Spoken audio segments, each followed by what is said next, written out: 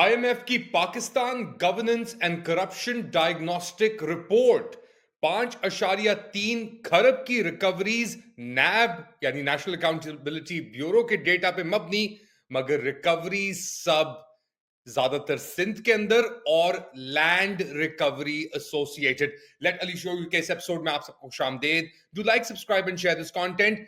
बात तो कर रहे हैं करप्शन की और गवर्नेंस की, और एक तकरीबन 200 पेज की रिपोर्ट के अंदर आईएमएफ ने बड़ी गहराई में जाके, डिटेल में जाके एक एडवाइजरी तौर के ऊपर यह कहा कि हुकूमत पाकिस्तान ने तकरीबन 5.3 खरब रुपए की रिकवरीज की हैं पिछले कई सालों के अंदर, इनफैक्ट पिछले 3, 3.5, 4 सालों के अंदर। मगर ये क्या वाकई ही में पैसों की रिकवरीज है? नहीं, ये है रिकवरीज बेसिकली वो जो लैंड कब्जा होता है, नैब रिपोर्टिंग जो करती है उसकी। तो रिकवरीज तो ये नहीं हुई।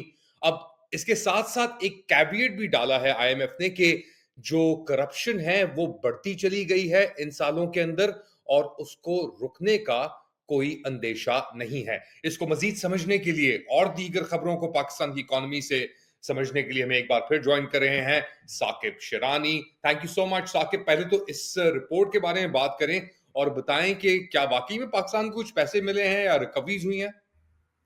शुक्रिया अली। आई थिंक दो इसको अगर हम थोड़ा सा आप दो हिस्सों में तकसीम कर लें। पहले मैं आपका क्वेश्चन डायरेक्टली आंसर कर लेता हूँ रिकवरीज का, बट उससे पहले आई थिंक इम्पोर्टेंट है आपके नाजरीन के लिए that we provide a context, because यहाँ आई थिंक जो कमेंट्री हो रही है ना इस रिपोर्ट के हवाले से पाकिस्तान में, वो इतनी नुआंस नहीं है। तो इसका जो पस मंज़र है ना वो बड़ा ज़रूरी है समझना कि ये रिपोर्ट क्यों आई है, क्या मकसद होता है रिपोर्ट का, और इस रिपोर्ट में कुछ वो चीज़ें नहीं हैं जो फॉर एग्ज़ाम्पल मैं और आप देखना चाहते थे फॉर एग्ज़ाम्पल। तो इसका क्या पस मंज़र है? So if you allow me 2-3 minutes let me just go into the background of this.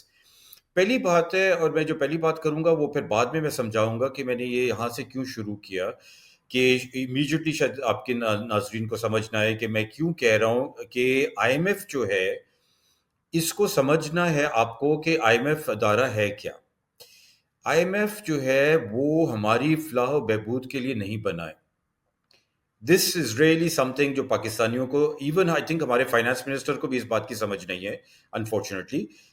IMF जो है वो instrument of American foreign policy है। That is why it is there on the ground, right? So this is all part of the rules-based order जो Bretton Woods और उसके बाद post world war 2 के बाद अमेरिका ने एक बनाया, तश्कील किया, ताकि वो दुनिया के ऊपर काबिज हो सकें और इन्फ्लुएंस कर सकें और रूल कर सकें हेजमॉन के तौर पे। ठीक है, तो ये आईएमएफ, अच्छा मैं ये क्यों कह रहा हूँ अभी मैं आपको आगे समझाता हूँ।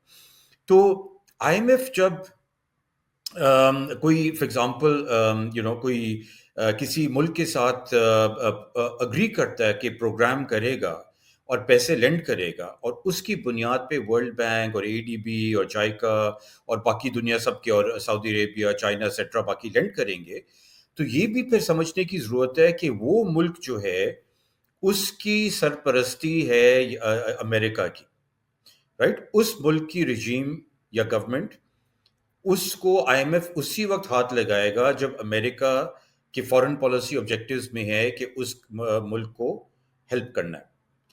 और इसी वजह से अगर आप देखें तो दो एग्जिबिट्स मैं आपके सामने पेश करता हूं। आई मीन इसके ऊपर मैंने लिखा भी काफ़ी है, बहुत सारे लोगों ने लिखा है, and anybody not believing this just needs to Google and read a bit more.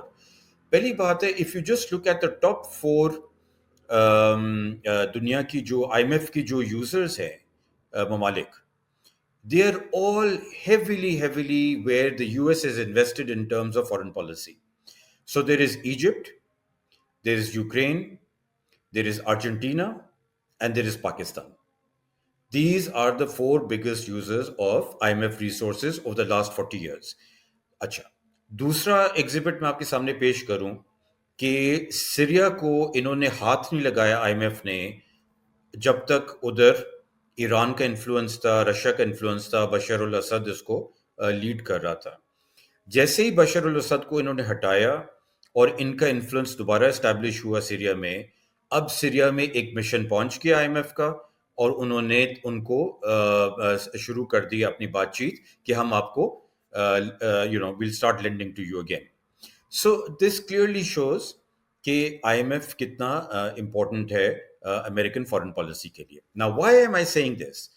Because یہ جب گورننس رپورٹ آئی نا تو دیکھیے پہلے بڑی اچھی بات ہے کہ اس کا پس منظر یہ بھی ہمیں سمجھنے کی ضرورت ہے کہ یہ نارملی ایک جو حکومت یا رجیم ہوتی ہے پروگرام کنٹری ہوتی ہے وہ ریکویسٹ کرتی ہے. So for all practical purposes this is voluntary, right? So بقول IMF کے پاکستان کی جو رجیم ہے انہوں نے 2024 میں یہ ریکویسٹ ڈالی اور انہوں نے IMF نے اپنے پروگرام کی مشن کے حصے میں سارٹ آف اس کو تقویت دینے کے لیے انہوں نے یہ رپورٹ کی. بٹ رپورٹ میں اگر آپ دیکھیں گہرائی میں تو آپ دیکھیں گے تو بہت اچھی باتیں انہوں نے لکھی ہیں, اس میں کوئی شک نہیں ہے کہ پاکستان کی جو گورننس کی فیلیئرز ہیں, گیپس ہیں, وہ تو سارے انہوں نے انسٹیٹیوشنل ویکنیسز ہیں جس کا وہ کہتے ہیں کہ میکرو اکنامک کوئی اس کا امپلیکیشنز ہو سکتی ہیں, وہ تو انہوں نے کافی ڈیٹیل میں ان کو ہائی لائٹ کیا. مگر جو چیزیں پاکستان کو پیچھے کر رہی ہیں گورننس کے حوالے سے, آگے نہیں آنے دے رہی ہیں پچھلے 4-5 دہائیوں سے, ان کا تو تذکرہ ہی نہیں ہے. فار ایگزامپل کانسٹیٹیوشن, ایک رجیم نے, یہی رجیم نے جسے ریکویسٹ کی گورننس رپورٹ, انہوں نے کانسٹیٹیوشن پاکستان کی کانسٹیٹیوشن کو پامال کیا. انہوں نے اب اسی کانسٹیٹیوشن کو مسخ کیا, رائٹ. انہوں نے اس میں بنیادی چینجز لے کے آ رہے ہیں کہ دس is no longer the 1973 constitution. So the IMF doesn't touch something like this. دوسرا جو رول آف لا کے حوالے سے گزشتہ 3 سال میں جو رول بیک ہوا ہے, انہوں نے رول آف لا میں بات کی کہ جوڈیشری جو ہے پاکستان میں کام نہیں کرتی ہے, مگر انہوں نے جو بھی تنقید کی, جو بھی باتیں کی, وہ اس حکومت کے حوالے سے نہیں ہے. It's very important to understand that. For example, جو شہباز رانا کی اسٹوری میں بھی جو چیز اجاگر کی گئی ہے بڑی ڈیلیبریٹلی, اور IMF نے بھی ایگزامپل دیا, تو وہ تو 2019 کا ایگزامپل ہے کرپشن کا, شوگر کا, PTI کی گورنمنٹ کا, رائٹ, کے حوالے سے, کہ حالانکہ انہوں نے تو اس کا کمیشن بٹھا کے اس کو ایڈریس کرنے کی کوشش کی. تو انہوں نے وہ جو گورننس کے ایشوز ہیں جو میری اور آپ کی جو عام پاکستانی کی زندگی پر سب سے زیادہ متاثر ہوتے ہیں, rule of law, lack of constitution, the lack of democracy, rollback of democracy, not accepting the election, the people's mandate, the people's will as expressed through free and fair elections, یہ ساری چیزوں کے اوپر IMF ہاتھ نہیں ڈالے گا. اور اس لیے نہیں ڈالے گا, اس لیے اب میں لنک کرتا ہوں آپ کو پہلے پوائنٹ سے, کیونکہ امریکہ نے جب IMF جاتا ہے تو یا تو امریکہ نیوٹرل ہوتا ہے اس ملک کے بارے میں اور IMF کو کہتا ہے ٹھیک ہے آپ ڈیل کر لیں اس کو ٹیکنوکریٹک طریقے سے, یا امریکہ نے سپورٹ دی ہوتی ہے اس ملک کو فارن پالیسی کے حوالے سے, اس کی رجیم کو, اور IMF کو کہتا ہے اب آپ نے ان کو سپورٹ کرنا ہے. اور جب وہ سپورٹ کریں گے تو یہ ساری چیزیں پھر نہیں لکھیں گے, رائٹ. تو اس لیے جو گورننس کا, اور بائی دا وے میری ان سے ملاقات ہوئی تھی جب یہ مشن آیا تھا ادھر, اور یہی پوائنٹ میں نے ان کے ساتھ ریز کیا تھا کہ آپ کا گورننس کا مشن ہے, آپ باتیں کر رہے ہیں FBR کی اور نیب کی, اور بہت اچھی باتیں ہیں, اس پہ ہم آتے ہیں. پہلے آپ 1973 کی کانسٹیٹیوشن کی بات کریں, 8 فروری کے الیکشنز کی بات کریں, ہیومن رائٹس ابیوزز کی بات کریں, وہاں سے بات شروع ہوگی تو پھر ہم نیچے جائیں گے. So the thing to understand is کہ انہوں نے بہت اچھی رپورٹ پروڈیوس کی ہے, but they are talking about the scaffolding of the governance, they are not talking about the foundation of governance. وہ نہیں کریں گے بیکاز وہ اس حکومت یا اس رجیم کے خلاف جائے گی. جو انہوں نے باتیں کی ہیں وہ ساری حکومتوں کے بارے میں, وہ 50 سال کسی حکومت کے بارے میں کہہ سکتے ہیں کہ جوڈیشری ایسے کام نہیں کر رہی تھی, FBR صحیح کام نہیں کر رہا تھا. سو یہ تھوڑا سا لمبی میں نے بات کی, بٹ یہ پس منظر جو ہے نا بڑا امپورٹنٹ تھا. I wanted to put this in front. I think یہی پس منظر ہے جو بنیادی ہے, کیونکہ یہ رپورٹ آئی ہے اس وقت جب 27ویں آئی ترمیم نے جو آپ کی دھجیاں تھیں بچی کچی آپ کی جوڈیشری کی وہ اڑا دی ہیں. Transparency, accountability, life time immunities کو انشرائن کر دیا ہے کانسٹیٹیوشن کے اندر. مگر ان چیزوں پہ جانے سے پہلے چلیں رپورٹ کو بھی تھوڑا فوکس کر لیتے ہیں. ایک اور پہلو اس رپورٹ سے نکلا ہے کہ جی پاکستان کی جو کرپشن ریلیٹڈ منی لانڈرنگ کی رسک ہے، یعنی جو پیسہ اٹھا کے یہاں سے باہر بھیجا جاتا ہے، جس کے اوپر ایف اے ٹی ایف بھی ایک زمانے میں انوالو تھا، آپ گرے لسٹ کے اندر آئے پھر نکلے بھی، وہ ابھی تک رسک موجود ہے. دیکھیے یہ کوئی سرپرائزنگ بات نہیں ہے، اور یہ بڑی اچھی بات ہے کہ یہ دیکھیے میں رپورٹ کو بالکل ڈس کرنے کی مطلب میری وہ نہیں ہے. I just wanted to place it because کچھ لوگ بہت ایکسائٹیڈ ہو رہے ہیں اس کے بارے میں، کچھ لوگ بہت ڈیفینسو ہو رہے ہیں اس کے بارے میں. تو میں نے کہا اس کے نوانس جو ہے اور کانٹیکس وہ سمجھنے کی ضرورت ہے کہ دی آئی ایم ایف اور لینگویج بھی جو انہوں نے استعمال کی ہے وہ تو مطلب ہمیں دو تین مرتبہ پڑھنے کی مطلب پڑھ کے سمجھ آتی ہے. اچھا یار یہ شاید یہ کہنا چاہ رہے ہیں کہ جوڈیشری انڈیپینڈنٹ نہیں ہے پاکستان میں. So it's a very couched in very diplomatic language, which is understandable. Obviously, ان کا مینڈیٹ ایسا ہے نہیں کہ کسی ایک حکومت کی تنقید کریں ایز سچ، وہ ٹھیک ہے سمجھ آتی ہے.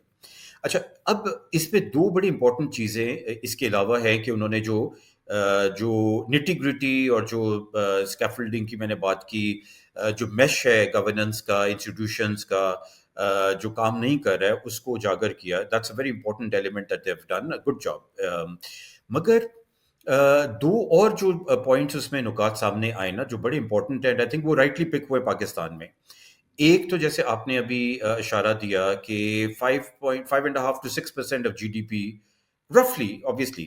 اچھا مزے کی بات ہے کہ اباؤٹ 10 سال پہلے یا مے بی 7-8 سال پہلے میں نے بھی ایک تخمینہ لگایا تھا، that was 5% of G D P. Right, and I faced a lot of pushback and people said یار یہ پتہ نہیں آپ نے ہوا سے نمبر نکالا.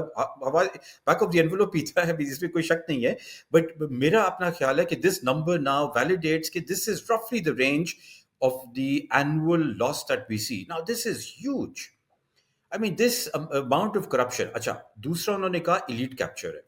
رائٹ، پاکستان میں بڑا اسٹرانگ ایلیٹ کیپچر ہے، اس لیے، اور وہ انہوں نے لنک نہیں کیا بٹ میں اور آپ اس کو ہم لنک کر سکتے ہیں، سمجھ سکتے ہیں کہ جب ایلیٹ کیپچر ہو اور ایلیٹ کے انڈر یہ 6% کی کرپشن ہو رہی ہو تو obviously they are largely beneficiaries of this.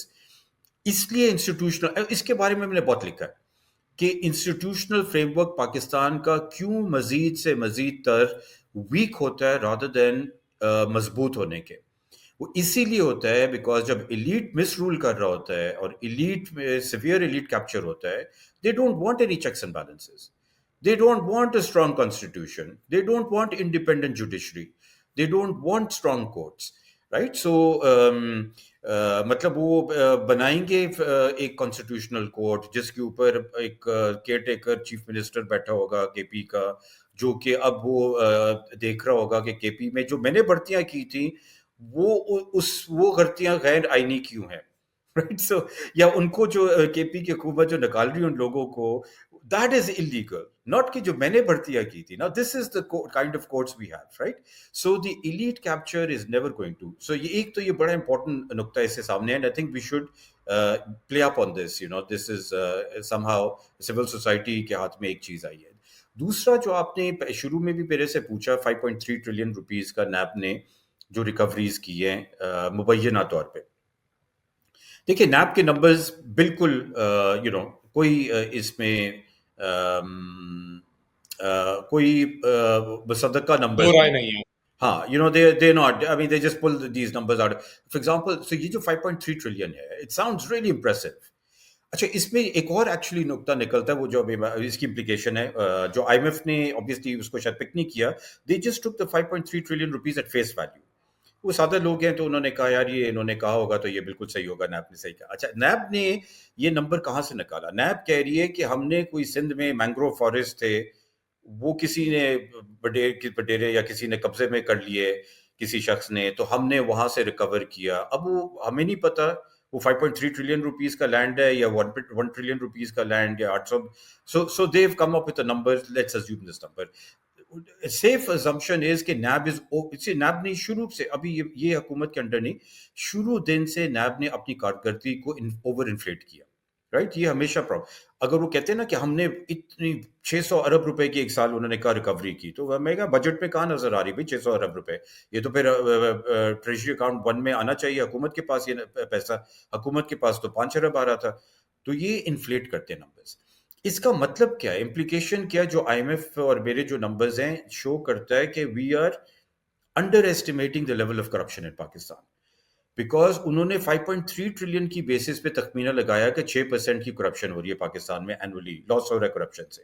मगर वो 5.3 ट्रिलियन का नंबर एक्चुअली अगर 1 ट्रिलियन है, that means probably they're not capturing even a larger part of the corruption that's taking place, right? So I'm just saying, let's put everything in context.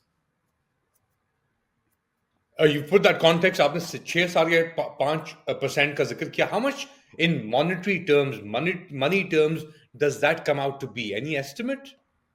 देखिए, अगर $400 billion की तकरीबन $440 billion की तकरीबन लगभग ये इकोनॉमी होगी, so you're talking about maybe $30-35 billion.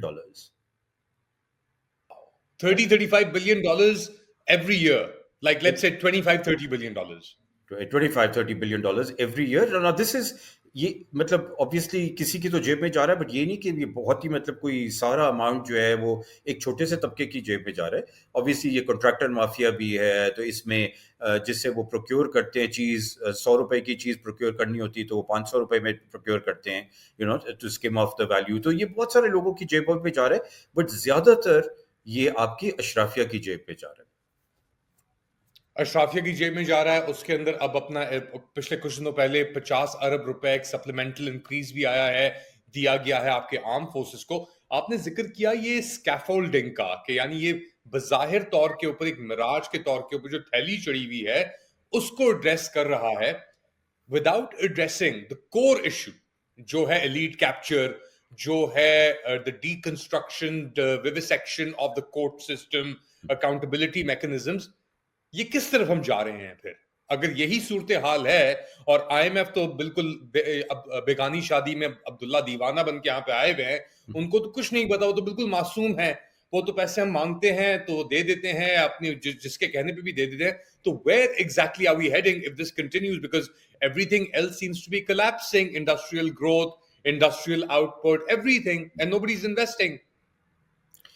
तो पहले देखिए, IMF को मैं बहुत तनकीद भी करता हूँ, but let me just get them a little bit of the hook as well, because it's not really the mandate to criticise a government. This is not the way you and I know कि IFS ऐसे काम नहीं करती हैं. ये बड़ा important नुक्ता है टू अंडरस्टैंड. ये डी फैक्टो रिजीम्स के साथ काम करती हैं, not D jure. So they don't make any judgments about whether this is an illegal regime or a legitimately elected government or whatever, right? Because the assumption is that these people deserve it, or these people aren't capable of managing their own finances or their own situations. That's why we're intervening in the first place. Or they basically, the US has told them, you have to work with this government, whether you like it or not. I mean, they don't have a choice, right? The technocrats working with the US State Department, US Treasury, etc. वो उनके objectives है. तो उन्होंने जब कहा कि Syria के साथ अब सीरिया अच्छा हो गया है क्योंकि हम उधर घुस गए हैं और ईरान और रशिया को निकाल दिए वहां से, तो आप जाएं, मिशन फौरन तैयार हो गया. ये Iraq, actually before the Iraq war started, I read somewhere कि इराक का एक IMF का मिशन तैयार हो रहा है.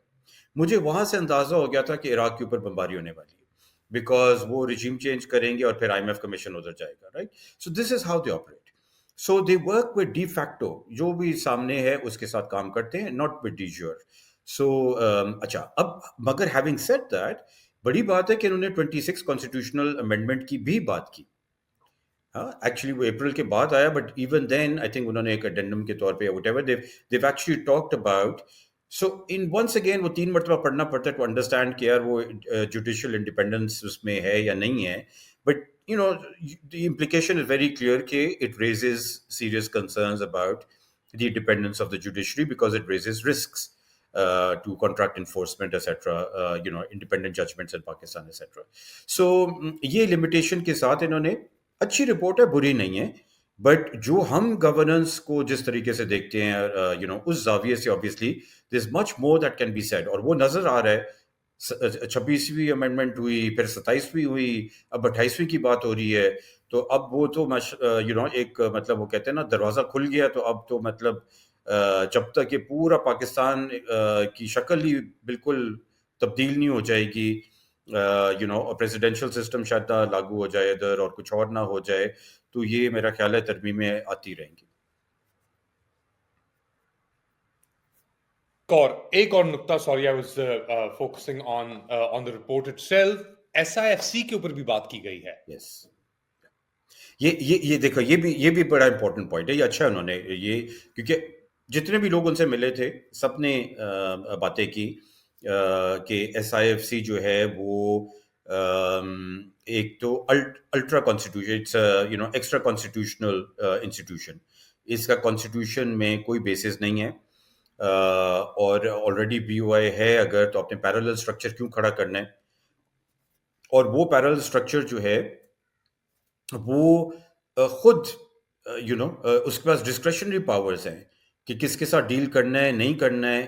اس کے ساتھ ڈیل کرنا ہے XYZ کے ساتھ, وہ G2G بیسس پہ کرنا ہے تو SIFC کرے گا اس کے ساتھ. SIFC میں آپ کو پتہ ہے کون کون لوگ بیٹھے ہیں, کمپوزیشن کیا ہے, تو وہ ادارہ وہ لوگ ڈیل کریں گے. وہ چاہیں اس XYZ کو جو بھی ہو, ہمیں پتہ نہیں ہے, اس کو ایگزمپشنز دے سکتے ہیں, اس کو ٹیکس کی مراد دے سکتے ہیں, اس کو چھوٹ دے سکتے ہیں, اس کو کوئی بھی ڈیل دے سکتے ہیں جو کہ نہ پارلیمنٹ اسکروٹنی کر سکتی ہے نہ میں اور آپ اسکروٹنی دے سکتے ہیں. تو یہ بڑا اچھا ہے کہ SIFC کا بھی انہوں نے تذکرہ کیا اور اس کو اس ہول گورننس کے فریم ورک میں اس کا بھی ایک رول اور اس کا ایک مینشن کر دیا انہوں نے. اس سے زیادہ آپ کچھ نہیں کہنا چاہیں گے اس کے اوپر؟ دیکھیے آئی تھنک کھل کے پہلے بھی میں نے بات کی ہوئی ہے اس کے اوپر. میں تو کہہ رہا ہوں کہ یہ ایکسٹرا کانسٹیٹیوشنل ہے. آئی ڈونٹ بیکاز دیکھیے اس کے ڈینجرز ہے. اس کے اوپر میں نے لکھا بھی ہے, آرٹیکل میں نے لکھا ہے. یہ جاوید حسن صاحب کا جو EAG ہے اور احمد جمال پیرزادہ جس کو ہیڈ کر رہے ہیں ڈاکٹر, انہوں نے ایک رپورٹ اس کے اوپر لکھی تھی اکانومسٹ ایڈوائزری گروپ نے. وہ بھی آپ کے جو ناظرین ہے they should look at it. I think if I not mistaken prime نے بھی کچھ کیا تھا, ڈاکٹر علی سلمان کا جو ادارہ ہے. سو اس کے اوپر کافی, اور میں نے پاکستان بزنس کاؤنسل کے لیے اس کے اوپر لکھا تھا, part of a report I did for them, کہ why the SIFC structure is not good for Pakistan. ایک تو جیسے ہم نے بات کی ایکسٹرا کانسٹیٹیوشنل ہے, دو ہم نے سیکنڈ بات کی کہ آلریڈی ایک ایگزسٹنگ میکنزم ہے, آپ اس کو اسٹرانگ کریں, اس کو اسٹرینتھن کریں. سویلین اس میں obviously ایک اوور سائٹ ہے, اس کو استعمال کرنا چاہیے. پارلیمنٹری اوور سائٹ ہے, وہ فریم ورک استعمال کرنے کے بجائے آپ نے ایک پیرالل فریم ورک کھڑا کر دیا. تھرڈلی آپ نے جب آلریڈی ہم نے 2 یا 3 ڈفرنٹ کلاسز آف انویسٹرز بنا دیے پاکستان میں. پہلے تو نارمل انویسٹرز تھے, فارن انویسٹرز, تو سب سے باٹم پہ ڈومیسٹک انویسٹرز ہیں.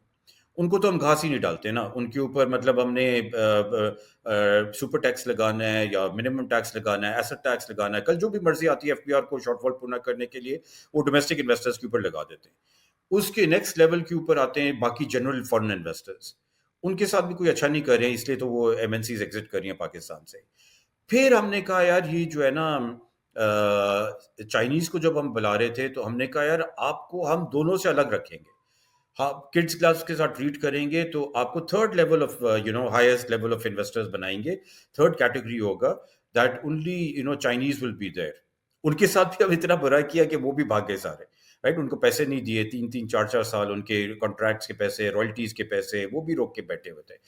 پھر اب SIFC نے کہا نہیں یار یہ تو سارا بہت خراب تھا, ہمارا اسٹرکچر ہوگا, ہم جس کے ساتھ ڈیل کریں گے, سعودی انویسٹر کے ساتھ, چائنیز کے ساتھ, جیرڈ کرشنر کے ساتھ, یا جس کے ساتھ بھی ڈیل کریں گے, وہ SIFC کے اسٹرکچر کے تھرو جو آئے گا نا, اس کو تو بس ہم سر پہ بٹھائیں گے, اس کو تو جو بھی ڈالر آئیں گے اور اس کو دینے ہوں گے سب سے پہلے اس کو ہم دیں گے. سو یہ 4 لیولز اور 4 کلاسز آف انویسٹرز بنائیں گے نا, nobody will invest in Pakistan. And nobody is investing in Pakistan, which brings us to the final point. یہ IMF کی رپورٹ بھی آ گئی, سب چیزیں آپ نے دکھا دی, حقیقت دکھا دی, آئینہ دکھا دیا.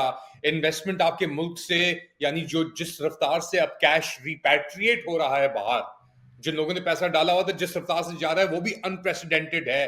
ڈیفیسٹ آپ کا اب لیولز آپ نے ہٹ کر دی اپنی انویسٹمنٹ کے اوپر. IMF رپورٹ کو سائڈ پہ رکھیں, ایک پروجیکشن اب دیں, ایک اکنامک انویسٹمنٹ فنڈامنٹلز کی پروجیکشن دیں very quickly moving forward next 6 months, year, 2 years, 5 years, if we continue on this trajectory. دیکھیے already I been seeing this for a long time, آپ کے پروگرام پہ بھی میں نے لکھا بھی ہے کہ اکانومی جو ہے وہ کولیپس کر رہی ہے. large parts of the economy, the formal economy, are collapsing, right? So, we are heading into uncharted territory because हमारा industrial base पहले pressure में आ चुका है, मगर इतने pressure में कभी नहीं आया है, and we are moving rapidly towards deindustrialization. तो मेरी जो प्रोजेक्शंस हैं, जो प्रिडिक्शंस हैं, वो तो बड़ी क्लियर है, और मैंने पिछले हफ्ते जाके, ये नहीं कि मैं छुपा के, मैंने नेशनल डिफेंस यूनिवर्सिटी में भी उन्होंने पूछा मुझे, तो मैंने उनको यही कहा. उन्होंने कहा आपको क्या आउटलुक क्या नजर आता है, तो मैंने कहा खराब से खराब तर. अब हम खराब पहुंचे हैं, सिचुएशन खराब तर होगा. वाई? To main reasons. पहली बात है, nobody is investing in Pakistan, domestic investors are leaving Pakistan. Third, there is no other money coming, external inflows are not coming into Pakistan. They've completely dried up.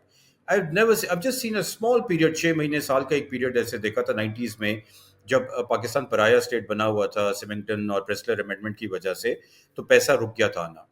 उसमें भी इतने बुरे हालात नहीं थे. एंड फाइनली IMF प्रोग्राम के तहत जो फिस्कल ऑस्टेरिटी उन्होंने हमारे पे इम्पोज की है, that is killing formal tax compliant businesses in Pakistan, and वो सबसे बड़ी वजह है जिसकी वजह से I don't see any growth happening for the next 3 to 4 years at least. Scary predictions. Saqib Shirani, thank you so much for speaking truth to the IMF report. Whatever the power is, only Allah knows. But आपका बहुत शुक्रिया. I hope कि आप हमें अगली बार भी join करें. Thank you. Okay. What do you guys think? Let me know in the comment section. Do like, subscribe and share this content. थोड़ी देर बाद दोबारा हाजिर होऊंगा अपडेट के साथ. तब तक के लिए अल्लाह हाफिज.